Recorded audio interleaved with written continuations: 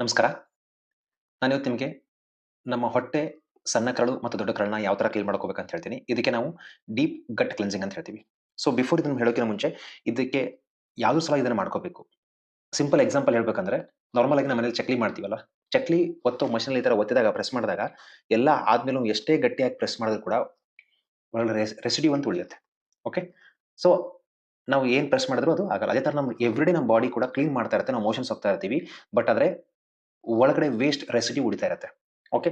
ನಮ್ಮ ಕರುಳಿನ ಒಳಭಾಗದಲ್ಲಿ ನಮಗೆ ಏನಪ್ಪಾ ಅಂತಂದ್ರೆ ಹೇರ್ ಲೈಕ್ ಸ್ಟ್ರಕ್ಚರ್ಸ್ ಅಂದ್ರೆ ಅದು ವಿಲ್ಲೈ ಅಂತ ಹೇಳ್ತೀವಿ. ಅಂದ್ರೆ ಎಷ್ಟು ಬೇಡವಾದ ವಸ್ತುಗಳನ್ನ, ಕೆಮಿಕಲ್ಸ್ನ, ಈ ಜಂಕ್ ಫುಡ್ ಇಂದಾಗ ಆಗುವಂತ ವೇಸ್ಟ್ ಅದೆಲ್ಲ ಬಾಡಿ ಹಿಡ್ಕೊಂಡಿರುತ್ತೆ. ಅದು ಕ್ಲೀನ್ ಆಗಿ ಹೋಗಕ್ಕಾಗಿರಂಗಿಲ್ಲ. ಸೊ ಈ ಕಂಡೀಷನ್ಸ್ ಅಲ್ಲಿ ಈ ತರ ಕ್ಲಿನ್ಸಿಂಗ್ ಮಾಡೋದ್ರಿಂದ ಅದು ನಮ್ಮ ಕರುಳಿಂದ ಪೂರ್ತಿ ಆಗೋಗ್ಲಿಕ್ಕೆ ಹೆಲ್ಪ್ ಆಗುತ್ತೆ. ಇದನ್ನ ಮಾಡೋದ್ರಿಂದ ಏನ್ ಬೆನಿಫಿಟ್ ಅಂದ್ರೆ ನಮ್ಮ ಗಟ್ ಹೆಲ್ತ್ ಅಂದ್ರೆ ನಮ್ಮ ಈ ಕರುಳಿನ ಹೆಲ್ತ್ ಎಷ್ಟು ಚೆನ್ನಾಗಿರುತ್ತೋ ನಮ್ಮ ಓರಲ್ ಹೆಲ್ತ್ ಅಷ್ಟೇ ಇಂಪ್ರೂವ್ಮೆಂಟ್ ಆಗುತ್ತೆ. ಎಕ್ಸಾಂಪಲ್, ನಮ್ಮ ಗಟ್ ಚೆನ್ನಾಗಿದ್ರೆ ನಮಗೆ ಇಮ್ಯುನಿಟಿ ಚೆನ್ನಾಗಿರುತ್ತೆ. ಅದೇ ತರ ನಮ್ಮ ಸ್ಕಿನ್ ಎನರ್ಜಿ ಲೆವೆಲ್ ಚೆನ್ನಾಗಿರುತ್ತೆ. ಪ್ಲಸ್ ಅದಾದ್ಮೇಲೆ ನಮ್ಮ ಇವನ್ ಈ ವೇಟ್ ಲಾಸ್ ಅಲ್ಲೂ ಹೆಲ್ಪ್ ಮಾಡುತ್ತೆ. ಪ್ಲಸ್ ಅಡಿಷನ್ ಯಾರು ಡೈಜೆಷನ್ ಇಶ್ಯೂ ಇದೆ, ಕಾನ್ಸ್ಟಿಪೇಷನ್ ಇಶ್ಯೂ ಇದೆ, ಈ ತರ ಬೇರೆ ಎಷ್ಟೊಂದು ಕನೆಕ್ಷನ್ಸ್ ಲೈಕ್ ನಮ್ಮ ಗಟ್ ಹೆಲ್ತ್ ನಮ್ಮ ಬ್ರೈನ್ ಕನೆಕ್ಷನ್ಸ್ ಇರುತ್ತೆ. ಸೊ ಆ ತರ ಅಷ್ಟೆಲ್ಲ ಇದಕ್ಕೆ. ಸೊ ನಮ್ಮ ಹೆಲ್ತ್ ಓರಲ್ ಡಿಪೆಂಡ್ ಆಗಿರೋದು ನಮ್ಮ ಗಟ್ ಹೆಲ್ತ್ ಮೇಲೆ. ಓಕೆ. ಹೀಗಾಗಿ ನಾವು ಅದನ್ನ ಹೆಲ್ದಿ ಆಗಿ ಇಟ್ಕೊಳ್ಳಿಕ್ಕೆ ಏನ್ ಮಾಡ್ಬೇಕು ಅನ್ನೋದು ಅದು ಕೂಡ ಇದರಲ್ಲಿ ಒಂದು ಪ್ರೊಸೀಜರ್. ಸೊ ಹೀಗಾಗಿ ನಾವು ಅದೇನ್ ಮಾಡ್ಬೇಕು. ಆಮೇಲೆ ಇದನ್ನ ಮಾಡೋಕಿನ ಬಿಫೋರ್ ಕಂಪಲ್ಸರಿ ನೀವು ನಿಮ್ಮ ಕೋಚ್ ಜೊತೆ ಡಿಸ್ಕಷನ್ ಮಾಡಿದ್ಮೇಲೆ ಇದನ್ನ ಮಾಡಬೇಕು. ಓಕೆ. ಅದಾದ್ಮೇಲೆ ಇದನ್ನ ಯಾರು ಮಾಡಬಾರ್ದು. ಎಕ್ಸಾಂಪಲ್ ಏನಪ್ಪಾ ಅಂತಂದ್ರೆ ವೀಕ್ನೆಸ್ ಇರೋರು, ಈ ಗಟ್ ಹೆಲ್ತ್ ಇಶ್ಯೂಸ್ ಇರೋರು, ಸೊ ಏನಾದ್ರು ಡೈಜೆಷನ್ ಇಶ್ಯೂಸ್ ಇದೆ, ಆಲ್ರೆಡಿ 5-6 ಡೇಸ್ ಇಂದ ನಮಗೆ ಮೋಷನ್ಸ್ ಹಾಕಿಲ್ಲ, ಆಮೇಲೆ ಸಾಕಷ್ಟು ಹೆಲ್ತ್ ಕಾಂಪ್ಲಿಕೇಶನ್ಸ್ ಇದೆ. Example like BP, sugar, thyroid, digestion issues, ಬೇರೆ ಎಲ್ಲ ಈ ತರ ಕಾಂಪ್ಲಿಕೇಶನ್ಸ್ ಇದೆ ಅಂತವ್ರು ಮಾಡಬಾರ್ದು. ಓಕೆ. ಯಾರೆಲ್ಲ ಮಾಡ್ಬೇಕಂದ್ರೂ ಬಿಫೋರ್ ಇದನ್ನ ಸೊ ಇದು ಕನ್ಸರ್ನ್ ತಗೊಂಡೆ ನಾವು ಇದನ್ನ ಮಾಡ್ಬೇಕಾಗತ್ತೆ. ಓಕೆನಾ, ಫೈನ್. ಸೊ ಹಾಗಾದ್ರೆ ಇದನ್ನ ಯಾವ ತರ ಸ್ಟಾರ್ಟ್ ಮಾಡಬೇಕು. ನಾರ್ಮಲಿ ಇದನ್ನ ಹೇಗೆ ಮಾಡಬೇಕು ಅಂತಕ್ಕೆ ಇದಕ್ಕೆ ನಾವೊಂದು ಆಯಿಲ್ನ ರೆಕಮೆಂಡ್ ಮಾಡ್ತೀನಿ. ಅದ್ರ ಹೆಸರು ಏನಪ್ಪಾ ಅಂದ್ರೆ ಗಂಧರ್ವ ಹಸ್ತಾದಿ ತೈಲ. ಅಥವಾ ಇದಕ್ಕೆ ಇವನ್ ನಿಮ್ಗೆ ಇದು ಸಿಕ್ಕಿಲ್ಲ ಅಂದ್ರೆ ನಾರ್ಮಲ್ ಆಗಿ ನಮ್ಮಲ್ಲಿ ಒಳ್ಳೆ ಕ್ಯಾಸ್ಟರ್ ಆಯಿಲ್ ಅಂದ್ರೆ ಹರಳೆಣ್ಣೆ ಕೂಡ ಯೂಸ್ ಮಾಡ್ಕೋಬಹುದು. ಓಕೆ. ಇದರ ಸ್ಟಾರ್ಟಿಂಗ್ ಡೋಸ್ ಎಷ್ಟಪ್ಪ ಅಂದ್ರೆ 15 ml, 15 ml ನಾರ್ಮಲ್ ಕಾಮನ್ ಆಗಿ ಯೂಸ್ ಮಾಡೋದು. ಈ ಬಿಫೋರ್ ನೀವೇನಾದ್ರೂ ಯೂಸ್ ಮಾಡಿದ್ರೆ ನಿಮ್ಗೆ 15 ml ಜಾಸ್ತಿ ಅನ್ಸಿದ್ರೆ ನೀವು ಇದನ್ನ 7.5 ml ಆಗಲಿ 10 ml ಆಗಲಿ ಕೂಡ ಯೂಸ್ ಮಾಡಬಹುದು. ಓಕೆ. ಇನ್ ಕೇಸ್ ನಿಮಗೆ ಆಲ್ರೆಡಿ ನಾನು ಇದನ್ನ ಯೂಸ್ ಮಾಡಿದ್ದೆ, ನನಗೆ ಇದು 15 ml ಯಾಕೋ ಡೋಸ್ ಕಡಿಮೆ ಅನ್ಸುತ್ತೆ ಅಂದ್ರೆ ನೆಕ್ಸ್ಟ್ ಟೈಮ್ ನೀವು ಬೇಕಂದ್ರೆ ಅದನ್ನ 20 ml 25 ml ಯೂಸ್ ಮಾಡ್ಕೋಬಹುದು. ಓಕೆನಾ, ಫೈನ್. ಸೊ ಇದನ್ನ ಹೇಗೆ ಸ್ಟಾರ್ಟ್ ಮಾಡಬೇಕು. Very simple. ನೀವು ಇದನ್ನ ಮಾಡೋಕ್ಕಿಂತ ಮುಂಚೆ ಏನ್ ಮಾಡ್ಬೇಕಂದ್ರೆ ಒಂದು 2 ಸ್ಪೂನ್ ಅಷ್ಟು ಹಸಿ ಶುಂಠಿನ, ಓಕೆ, ಜಿಂಜರ್ ಚೆನ್ನಾಗಿ ಕಟ್ ಮಾಡ್ಕೊಂಡು ಅದನ್ನ ಒಂದು ಗ್ಲಾಸ್ ಒಂದು 300 ml ವಾಟರ್ನ ಕುದಿಯಕ್ಕೆ ಇಡಬೇಕು. ನೀರು ಕುದಿಬೇಕಾದ್ರೆ ಈ ಒಂದು 2 ಸ್ಪೂನ್ ಜಿಂಜರ್ನ ಹಾಕ್ಬಿಟ್ಟು ಮತ್ತೊಂದು 2 ನಿಮಿಷ ಕುದಿಸಬೇಕು. ಆಮೇಲೆ ಇದನ್ನ ಆಫ್ ಮಾಡಿ ಆ ಲಿಡ್ನ ಕ್ಲೋಸ್ ಮಾಡಿಡಬೇಕು. ಅವಾಗ ಏನಾಗುತ್ತೆ, ಈ ತರ ಕ್ಲೋಸ್ ಮಾಡಿಟ್ಟಾಗ ಅದರಲ್ಲಿರುವಂತ ಎಲ್ಲ ಎಕ್ಸ್ಟ್ರಾಕ್ಟ್ ಆಗಿ ಆ ನೀರಲ್ಲಿ ಬರುತ್ತೆ. ಅದನ್ನ ಫಿಲ್ಟರ್ ಮಾಡಿ ಒಂದಲ್ಲಿ ಇಟ್ಕೋಬೇಕು. ಸೊ ಸ್ವಲ್ಪ ಅದನ್ನ ತಣ್ಣಗಾಗ್ಲಿಕ್ಕೆ ಬಿಡಿ, ಉಗುರು ಬೆಚ್ಚಾಗೋವರೆಗೂ. ಅಷ್ಟರಲ್ಲಿ ಏನ್ ಮಾಡ್ಬೇಕು ಅಂದ್ರೆ ಈ 15 ml ನಾವು ಈ ಗಂಧರ್ವ ಹಸ್ತಾದಿ ತೈಲ ಆಗಲಿ ಅಥವಾ ಹರಳೆಣ್ಣೆ ಆಗಲಿ ಸ್ವಲ್ಪ ಬಿಸಿ ಮಾಡ್ಕೋಬೇಕು. ಇದು ಕೂಡ ಸ್ವಲ್ಪ ತಣ್ಣಗಾದ್ಮೇಲೆ ಇದನ್ನ ಒಂದೇ ಸಲ ಕುಡಿದ್ಬಿಟ್ಟು ಈ ಜಿಂಜರ್ ವಾಟರ್ನ ನಾವು ಸಿಪ್ ಬೈ ಸಿಪ್ ಕುಡಿತಾ ಇರಬೇಕು. ಕುಡಿದ್ಮೇಲೆ ಒಂದು 20-25 ನಿಮಿಷ ಆದ್ಮೇಲೆ ನಿಮಗೆ ಹೊಟ್ಟೆ ಕ್ಲೀನ್ ಆಗ್ಲಿಕ್ಕೆ ಸ್ಟಾರ್ಟ್ ಆಗುತ್ತೆ.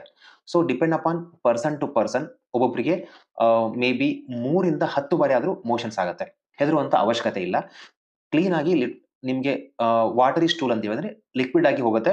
ಸೊ ಇದನ್ನ ನೀವು ಮಾಡ್ಬೇಕಾದ್ರೆ ಕಂಪಲ್ಸರಿ ಬೆಳಗ್ಗೆಯಿಂದ ರಾತ್ರಿವರೆಗೂ ಅಥವಾ ಸಾಯಂಕಾಲವರೆಗೂ ಮನೇಲಿ ಇರಬೇಕಾಗತ್ತೆ. ಸೊ ಆ ತರ ನೋಡ್ಕೊಂಡು ನೀವು ಪ್ಲಾನ್ ಮಾಡಬೇಕು ಇದನ್ನ ಕ್ಲೀನ್ ಮಾಡ್ಲಿಕ್ಕೆ. ಸೊ ಈ ಟೈಮಲ್ಲಿ ಏನ್ ತಗೋಬೇಕು, ವೆರಿ ಸಿಂಪಲ್.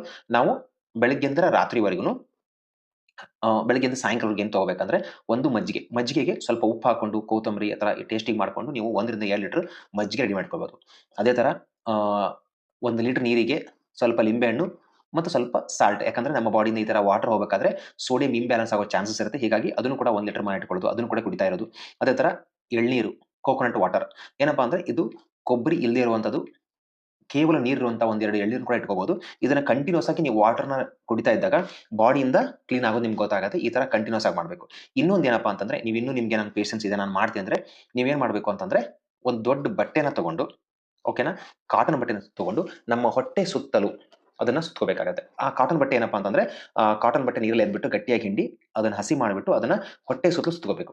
ಈ ತರ ಸುತ್ಕೊಂಡಾಗ ಸೊ ಅವಾಗ ಏನಾಗುತ್ತೆ, ನಾವು ಈ ಗಟ್ ಕ್ಲೆನ್ಸಿಂಗ್ ಪ್ರೊಸೆಸ್ ಅಲ್ಲಿ, ಕ್ಲೀನ್ ಮಾಡೋ ಪ್ರೊಸೆಸ್ ಅಲ್ಲಿ ಬ್ಲಡ್ ಸರ್ಕ್ಯುಲೇಷನ್ ಜಾಸ್ತಿ ಆಗುತ್ತೆ. ಯಾಕಂದ್ರೆ ಬಾಡಿ ಟೆಂಪರೇಚರ್ ಬೇರೆ, ನಾವು ಹೊಟ್ಟೆ ಸುದ್ದಾಗ ಬಟ್ಟೆ ಸುದ್ದಾಗ ತಂಪಾದಾಗ ಅಲ್ಲಿ ಬ್ಲಡ್ ರಶ್ ಆಗುತ್ತೆ. ಈ ತರ ಆದಾಗ ಇನ್ನೂ ಕ್ಲೆನ್ಸಿಂಗ್ ಹೆಲ್ಪ್ ಆಗುತ್ತೆ. ಓಕೆನಾ, ಈ ತರ ಮಾಡ್ಕೊಂಡು ನೀವು ಮನೇಲಿ ಇದ್ಕೊಂಡು ಇದನ್ನ ಫಾಲೋ ಮಾಡಬೇಕು. ಸೊ ಈ ತರ ಮಾಡಿದಾಗ ನಿಮಗೆ ಸೊ ಎಷ್ಟೋ ಇಶ್ಯೂಸ್ ಇರೋದಂತ ಕೂಡ, ಗಟ್ ಹೆಲ್ತ್ ಪ್ರಾಬ್ಲಮ್ ಇರೋ ಕೂಡ ಇದನ್ನ ಹೊರಗೆ ಬರ್ಲಿಕ್ಕೆ ಅನುಕೂಲ ಆಗುತ್ತೆ. ಸೊ ಮೈಲ್ಡ್ ಕಾನ್ಸ್ಟಿಪೇಷನ್, ಸರಿಯಾಗಿ ಕ್ಲೀನ್ ಆಗ್ತಾ ಇಲ್ಲ, ನಂಗೆ ಸ್ಯಾಟಿಸ್ಫ್ಯಾಕ್ಷನ್ ಆಗ್ತಾ ಇಲ್ಲ ಕೂಡ ಇದರಿಂದ ಮಾಡ್ಬೋದು, ಏನು ತಪ್ಪಿಲ್ಲ. ಆದ್ರೆ ಸಿವಿಯರ್ ಕಾನ್ಸ್ಟಿಪೇಷನ್ ಅವರು ಕಂಪಲ್ಸರಿ ಒಂದ್ಸಲ ಕಾಂಟ್ಯಾಕ್ಟ್ ಮಾಡಿ ಇದನ್ನ ಮಾಡಬೇಕಾಗುತ್ತೆ. ಓಕೆನಾ? ಹೆದರುವಂತ ಅವಶ್ಯಕತೆ ಇಲ್ಲ. ಓನ್ಲಿ ಒನ್ ಥಿಂಗ್ ಏನಪ್ಪಾ ಅಂತಂದ್ರೆ ಇದನ್ನ ಮಾಡ್ಬೇಕಾದ್ರೆ ನಾವು ಹೈಡ್ರೇಷನ್ ಅಂದ್ರೆ ನಮ್ಮ ದೇಹಕ್ಕೆ ಎಷ್ಟು ನೀರು ಬೇಕೋ ಅಷ್ಟು ನೀರು ಕೊಡಬೇಕು. ಇಲ್ಲ ಅಂತಂದ್ರೆ ಟೈಮ್ಸ್ ವೀಕ್ನೆಸ್ ಆಗೋ ಚಾನ್ಸಸ್ ಇರುತ್ತೆ. ಓಕೆ, ಸುಸ್ತಾಗೋ ಚಾನ್ಸಸ್ ಇರುತ್ತೆ. ಆದ್ರೆ ನಾವು ಕರೆಕ್ಟಾಗಿ ನೀರು ಕುಡಿತಾ ಇದ್ರೆ ನಾ ಹೇಳುವಂತ ಮಜ್ಜಿಗೆ ಆಗಿರಲಿ ಅಥವಾ ಲಿಂಬೆಹಣ್ಣು ಉಪ್ಪು ನೀರು ಆಗಿರಲಿ, ಕೋಕೋನಟ್ ವಾಟರ್ ಆಗಿರಲಿ, ಇದನ್ನ ತಗೋಬೇಕು. ಸೊ ಇದೆಲ್ಲ ಕ್ಲೀನ್ ಆಗಿ ಮೇ ಬಿ ನೀವು ಮಾರ್ನಿಂಗ್ 8 ಗಂಟೆಗೆ ಸ್ಟಾರ್ಟ್ ಮಾಡಿದ್ರೆ 12 ಅಂದ್ರೆ ಎಲ್ಲ ಹೊಟ್ಟೆ ಕ್ಲೀನ್ ಆಗಿ ನಿಮಗೆ ಆಗುತ್ತೆ. ಆಮೇಲೆ ಬರೀ ನಾರ್ಮಲ್ ನೀರು ಕುಡಿತಾ ಇರೋದು, ಇವನ್ ಮಜ್ಜಿಗೆನೇ ಕುಡಿತಾ ಇರಬಹುದು. ಆ ತರ ಮಾಡ್ತಾ ಸಾಯಂಕಾಲಕ್ಕೆ ಅರೌಂಡ್ 4ರಿಂದ 5 ಗಂಟೆ 6 ಗಂಟೆ ಈ ಟೈಮಲ್ಲಿ ನಾವು ಪ್ರೋಬಯೋಟಿಕ್ ಕರ್ಡ್ ರೈಸ್‌ನ ತಿನ್ಬೇಕಾಗತ್ತೆ. ಓಕೆ. ಈ ಪ್ರೋಬಯೋಟಿಕ್ ಕರ್ಡ್ ರೈಸ್‌ನ ಯಾವ ತರ ತಿನ್ಬೇಕಂತ ಡಿಸ್ಕ್ರಿಪ್ಷನ್‌ನಲ್ಲಿ ನಾನು ಲಿಂಕ್ ಕೂಡ ಹಾಕಿರ್ತೀನಿ. ಅದೇ ತರ ನೀವು ನಿಮ್ಮ ಕೋಚ್‌ನ ಕಾಂಟ್ಯಾಕ್ಟ್ ಮಾಡಿದ್ರೆ ಅದನ್ನ ಯಾವ ತರ ಮಾಡ್ಬೇಕಂತ ಕೂಡ ನಿಮಗೆ ಗೈಡ್ ಮಾಡ್ತಾರೆ. ಸೊ ಈ ತರ ನಾವು ಪ್ರೋಬಯೋಟಿಕ್ ರೈಸ್‌ನ ತಿಂದ್ಬಿಟ್ಟು ಸೊ ಆ ಡೇನ ಎಂಡ್ ಮಾಡ್ತೀವಿ. ಈ ತರ ನೀವು ಇದನ್ನ ಎವ್ರಿ ಮಂತ್ ಕೂಡ ಮಾಡಬಹುದು. ಓಕೆ. ಅಥವಾ 3 ಮಂತ್ಸ್ ಒನ್ಸ್ ಮಾಡಬಹುದು. ಈ ತರ ಮಾಡೋದ್ರಿಂದ ನಮ್ಮ ಗಟ್ ಕ್ಲೆನ್ಸಿಂಗ್ ಕ್ಲೀನ್ ಆಗಿ ಇಟ್ಕೊಳ್ಳಿಕ್ಕೆ ಹೆಲ್ಪ್ ಆಗುತ್ತೆ. ನಾನು ಮುಂಚೆನೇ ಹೇಳ್ದಂಗೆ ಇದರಿಂದ ಸಾಕಷ್ಟು ಬೆನಿಫಿಟ್ಸ್ ಇದೆ. ಸೊ ಹೀಗಾಗಿ ಇದನ್ನ ನಾವು ನಮ್ಮ ರೂಟೀನ್ ಲೈಫಲ್ಲಿ ಈ ತರ ಪ್ರಾಕ್ಟೀಸ್ ಮಾಡೋದ್ರಿಂದ ಬಹಳ ಇಂಪಾರ್ಟೆಂಟ್. ಸೊ ಇನ್ನೊಂದು ಬ್ರೀಫ್ ಆಗಿ ನಾನು ಹೇಳ್ತೀನಿ. ಸ್ಟಾರ್ಟ್ ಮಾಡೋದು ಜಿಂಜರ್ ವಾಟರ್ ಇಂದ 15 ml ನ ಕುಡಿಬೇಕು. ಅದಾದ್ಮೇಲೆ ಕಂಟಿನ್ಯೂಸ್ ಆಗಿ ನೀರು ಕುಡಿತಾ ಇರಬೇಕು. ಅದಾದ್ಮೇಲೆ ಸಾಯಂಕಾಲ ಪ್ರೋಬಯೋಟಿಕ್ ರೈಸ್‌ನ ತಿಂದ್ಬಿಟ್ಟು ಎಂಡ್ ಮಾಡೋದು.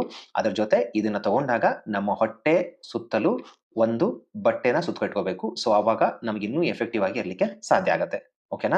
ಸೊ ಹಾಗಾದ್ರೆ ನೀವೆಲ್ಲಾನು ಈ gut cleansing, deep gut cleansing ಮಾಡ್ಕೊಂಡು ಇನ್ನೂ ಓವರ್ ಆಲ್ ಹೆಲ್ತ್‌ನ ಇಂಪ್ರೂವ್‌ಮೆಂಟ್ ಮಾಡ್ತಾರೆ ಅನ್ಕೊಂತಾ ಇದ್ದೀನಿ.